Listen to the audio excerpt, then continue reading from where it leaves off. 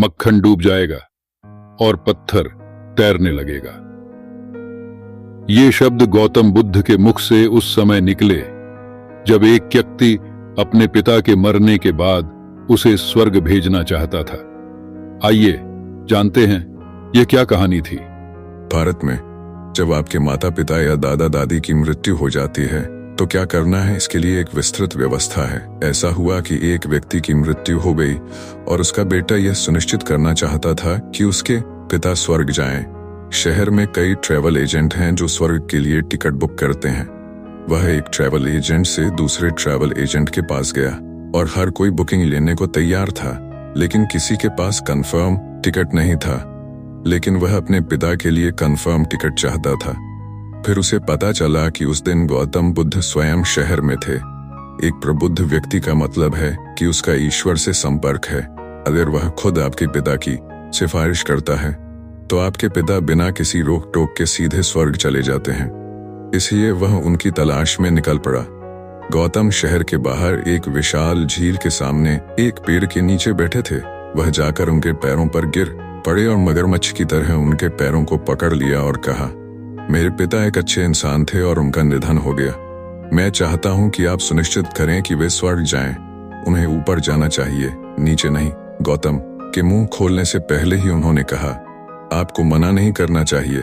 भारत में एक परंपरा है कि अगर कोई आपके पास आता है और अनुरोध करता है, मैं आपसे कुछ पूछने जा रहा हूं, तो आपको मना नहीं करना चाहिए।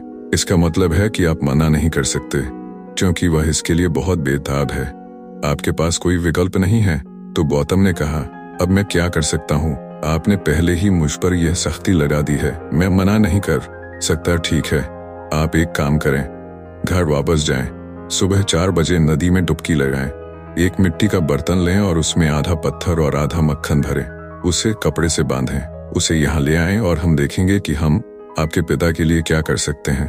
अगर तुम्हारे पिता स्वर्ग जा रहे हैं तो क्या तुम एक छोटा बर्तन ले जा सकते हो? उसने शहर में उपलब्ध सबसे बड़ा बर्तन खरीदा, उसे आधा पत्थर से और आधा मक्खन से भरा और उसे बांध दिया। उसने बहुत मुश्किल से इस भारी बर्तन को उठाया और गौतम के सामने आकर खड़ा हो गया। गौतम ने उसे देखा और कहा, झील के 3 चक्कर लगाकर आओ। इसे परिक्रमा कहते हैं। इसके पीछे एक विज्ञान है, लेकिन अब जो हर चीज के 3 चक्कर लगाने की हास्यास्पद हद तक पहुंच जाते हैं। गौतम ने कहा, झील के 3 चक्कर लगाकर आओ। वह आदमी इस भारी बर्तन को लेकर झील के 3 चक्कर लगाता रहा। जब वह गौतम के सामने आया तो उसका आधा काम पूरा हो चुका था। गौतम ने उसकी हालत और उसके दृढ़ संकल्प को देखा। उन्होंने उससे कहा, बस पानी में तब तक चलो जब तक पानी तुम्हारी छाती तक ना आ जाए। वह अंदर चला गया। फिर गौतम ने कहा, धीरे से बर्तन को अंदर डालो। बर्तन अंदर गया और डूब गया। गौतम ने एक मोटी छड़ी उठाई, उसे उसकी तरफ फेंका और कहा, छड़ी ले लो और अब एक ही झटके में बर्तन को तोड़ दो। बर्तन पानी के नीचे था और आदमी थका हुआ था।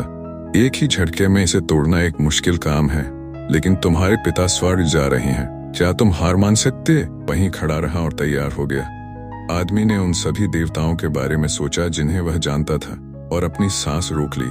फिर गौतम ने कहा, अगर तुम इसे एक ही झटके में तोड़ दोगे तो पत्थर आकर सतह पर तैरने लगेंगे, मक्खन डूब जाएगा, फिर तुम्हारे पिता स्वर्ग जा सकते हैं। एक जोरदार झटके में बर्तन टूट गया और मक्खन ऊपर आ गया। उसने इस अपवित्रता को देखा, मक्खन ऊपर आ गया। अब क्या करें? उसने गौतम की ओर देखा। गौतम ने कहा, वह स्वर्ग के लिए नहीं बना। जब पत्थरों को ऊपर आना चाहिए था तब मक्खन ऊपर आ गया और आदमी पूरी तरह से निराश और हताश हो गया। फिर वह मुड़ा और वापस चलने लगा। जैसे ही वह पानी से बाहर आने लगा, उसका दिमाग काम करने लगा। वह गौतम के पास आया और पूछा, तुमने कहा कि मक्खन डूब जाएगा और पत्थर तैरेंगे, यह कैसे संभव है? प्रकृति के नियम ऐसे हैं कि पत्थर सिर्फ डूब सकते हैं, मक्खन सिर्फ तैर सकता है। क्या तुमने मुझे धोखा दिया? गौतम ने कहा, ओह, अब जब तुम प्रकृति के नियमों के बारे में इतना कुछ जान रहे हो तो समस्या क्या है? अगर तुम्हारे पिता मक्खन की तरह हैं तो वे ऊपर जाएंगे, अगर वे पत्थर की तरह हैं तो वे नीचे जाएंगे। मैं इसके बारे में क्या कर सकता हूँ और तुम इसके बारे में क्या कर सकते हो? तुम बहुत थके हुए लग रहे हो, घर जाओ और सो जाओ।